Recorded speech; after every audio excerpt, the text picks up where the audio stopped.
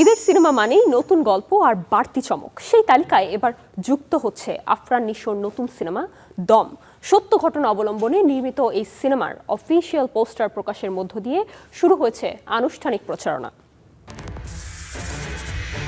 ঈদুল ফিতরে নিজের তৃতীয় সিনেমা নিয়ে বড় পর্দায় হাজির হচ্ছেন আফরান নিশো। রেদন রনির পরিচালনায় নির্মিত সার্ভাইভাল গল্পের সিনেমা দমের পোস্টার প্রকাশ পেয়েছে। পোস্টারের এক পাশে দেখা যায় আহত কিন্তু দৃঢ় প্রতিজ্ঞ এক মানুষের মুখচ্ছবি, অন্য পাশে গাধার পিঠে বসা এক ব্যক্তিকে ঘিরে অস্ত্রধারীদের দীর্ঘ সারি। রহস্যময় এই দৃশ্য দর্শকদের মধ্যে তৈরি করেছে নতুন কৌতূহল। Poster tagline until the last breadth. Social মিডিয়ায় পোস্টার প্রকাশ করে নির্মাতা লিখেছেন, শুধু লড়াই নয়, অস্তিত্বের প্রশ্ন। যত বাধাই আসুক, দম থাকলে ঠেকায় কে। সত্য ঘটনা অবলম্বনে নির্মিত এই সিনেমার চিত্রনাট্য লিখেছেন সৈয়দ আহমেদ শাওকি, আলামিন হাসান নির্ঝর, মোহাম্মদ সাইফুল্লাহ রিয়াদ ও রবিউল আলম রবি।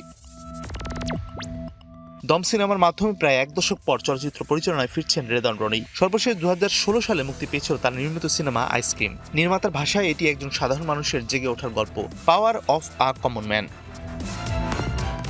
সিনেমাটির বেশিরভাগ শুটিং হয়েছে কাজাখস্তানের দুর্গম বরফ ঢাকা পাহাড়ি এলাকায়।